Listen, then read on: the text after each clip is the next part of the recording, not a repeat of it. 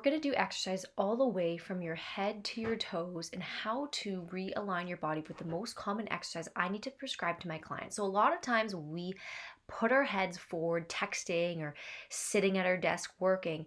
So this exercise called chin tucks is going to help with strengthening the deep cervical neck flexors, which are basically the core of the neck. So you can also use that part on your hand between your thumb and your index finger to help push your head back to create that movement. Essentially, you're trying to bring your head back as if you're gliding the top of your head along your spine backwards. So now that you got the movement down, you can just do the movement manually yourself without having the need of the assistance of your hand.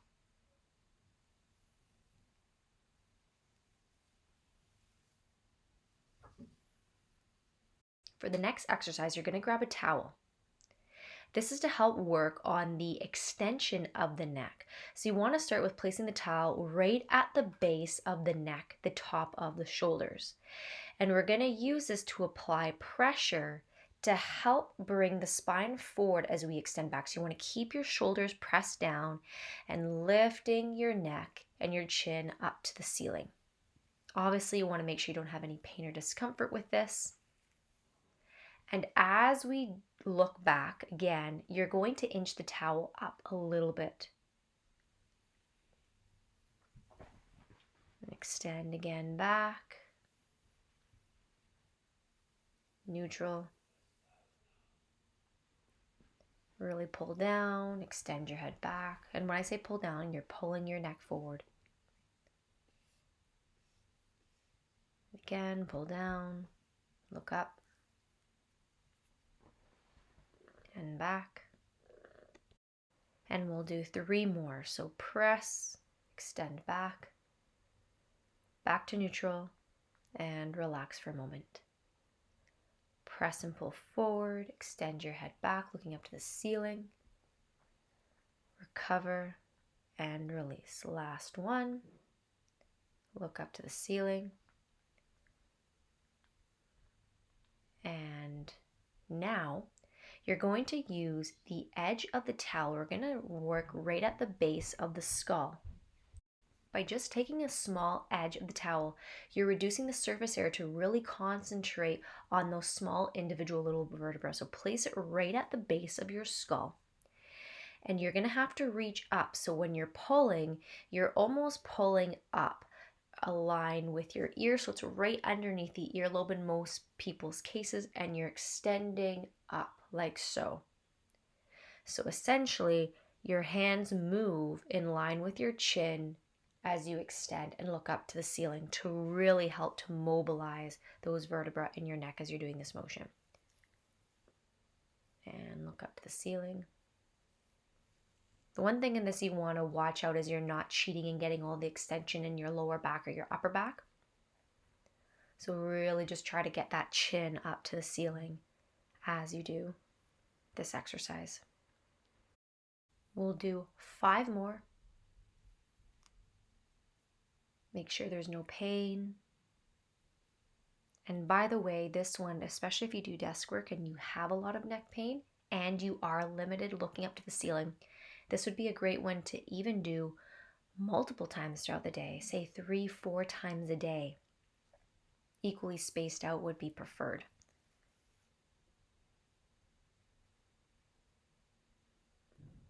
And last one here.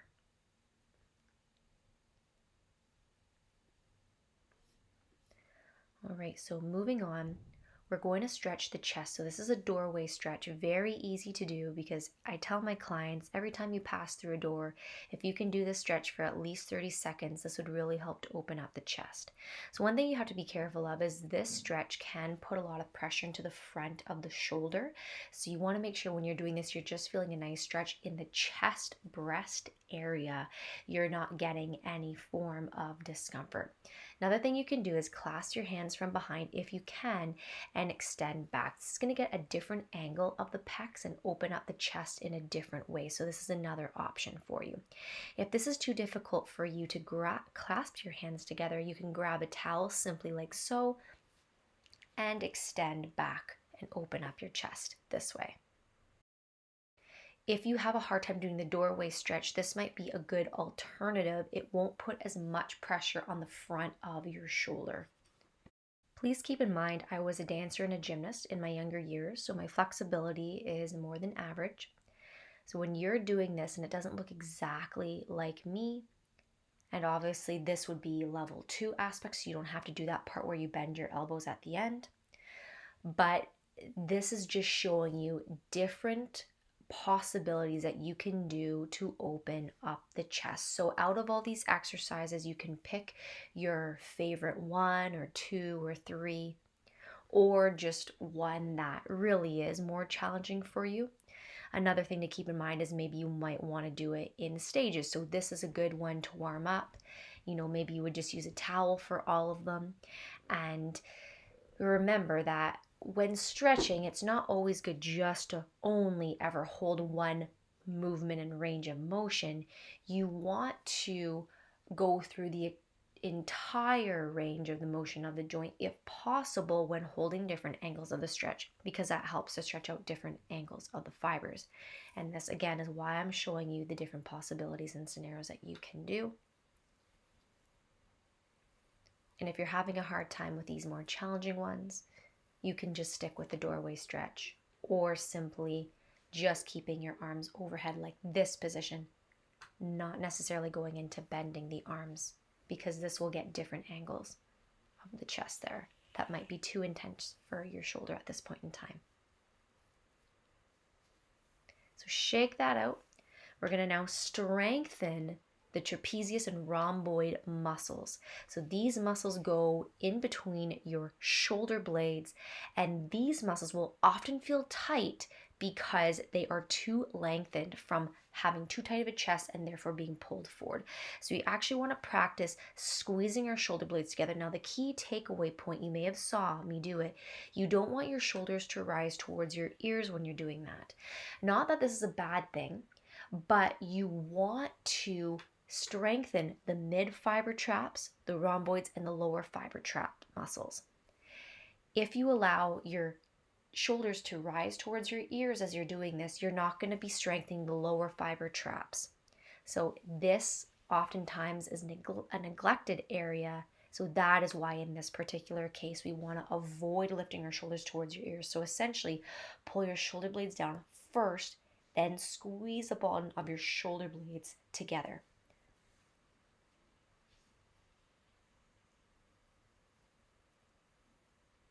So squeeze shoulder blades down and then together. Almost as if you're trying to get the bottom corners of those shoulder blades to touch. And you should feel very minimal contraction in that neck muscle, the upper fiber traps.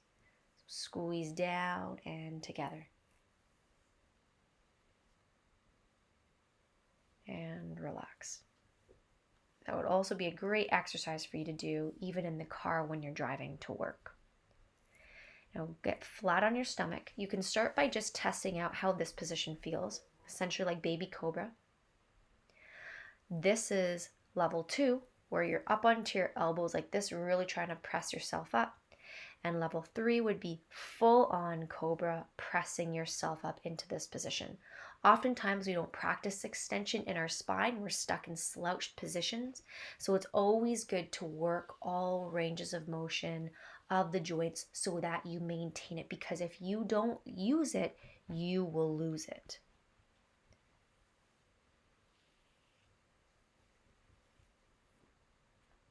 So really this is great exercises to do when you get home from work.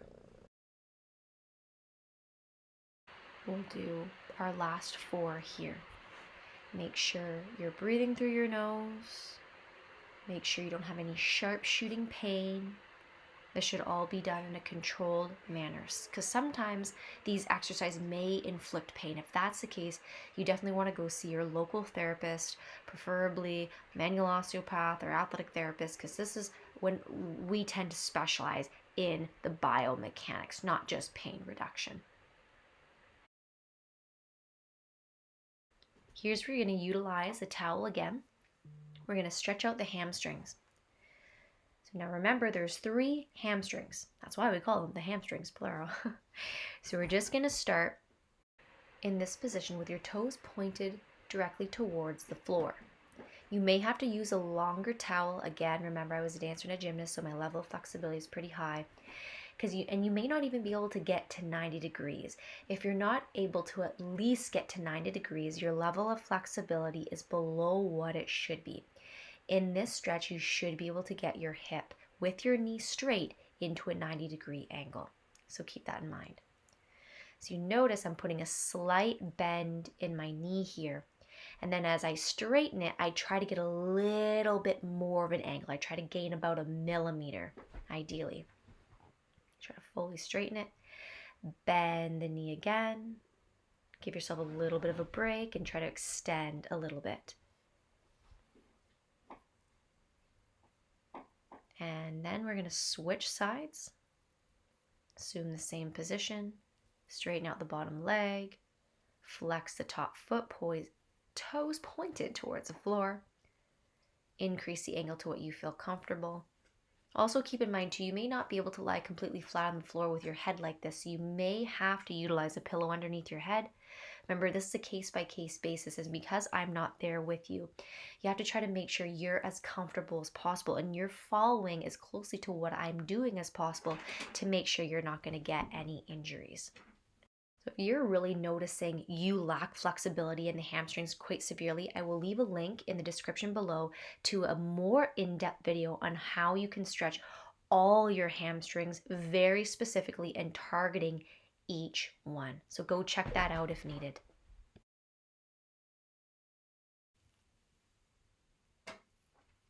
And bend the knee and slowly come out of this position. Now set yourself up with the second last exercise. You're just going to fold a towel up just to protect your knee because we're going to be stretching out our hip flexor. Now this muscle often gets tired, especially if you sit all day. So a lot of people think they have to shift their hips forward like I just showed you, but you actually want to tuck your hip underneath you, squeeze your glute, and then when you feel that stretch in the front of the hip, you reach your top arm above you and you lean away. So I like to also have a stool next to me just to help me to balance a little bit better so I don't have to focus on so many things, just concentrate on the stretch itself. Another thing would be great to breathe into the stretch to really get the full movement out of that stretch. Switch sides. So you don't have to turn around like I did. This is just to show you at the best possible angle with the camera. You want to follow the same principles though, tucking the hip right underneath you, squeezing that glute, reaching up with the same arm as knee you have down on the floor, and side bending away and really breathing into that stretch that you're feeling in the front of your hip. So we're going to keep doing that a few more times on each side. So try not to rush this. And again, this would also be a great one that's really easy to incorporate throughout your day. So I'd say if I could pick 2 exercises for you to do throughout the day, it would be making sure that your neck gets that extension. Actually, I'll go 3. Making sure the neck gets that extension, stretching out the hip flexor in this position. Again, this is something really easy to do in the office. And also every time you go through a door, take that opportunity to stretch out your chest. Obviously, in a perfect world, you're doing these exercises every day anyways, right? You're just taking 15 minutes out of your day just to do this. We all have 15 minutes. We just have to be dedicated to self-improvement, wellness, and health. I think we give it to, and we owe it to our bodies to give it the health that it needs. Because again, if you don't use it, you lose it. And the best part about our bodies is, if you're noticing when you're going through these exercises how out of shape you really are, look at that as a blessing, because you are now making the invisible visible. Is because you have this lack of range of motion. Is that what's causing the pain that you feel, right? So now, finishing off with a core exercise, the planks against the wall. So this is just completely beginner level, where you're making sure your feet obviously don't slip from underneath you. So you might want to take your socks off, and you're keeping your head in line with your shoulders, which is in line with your tailbone, which is in line with your knees, your hips, and your ankles. And if this is way too easy for you, do it on a chair, where your hands are on the seat of the chair and you're increasing the angle even more. If that's too easy for you, you can do a plank on your knees. Or if that's too easy for you, then you do a full-on plank on your elbows, or even a full-on plank where you're on your hands on the floor. So adjust this to your ability.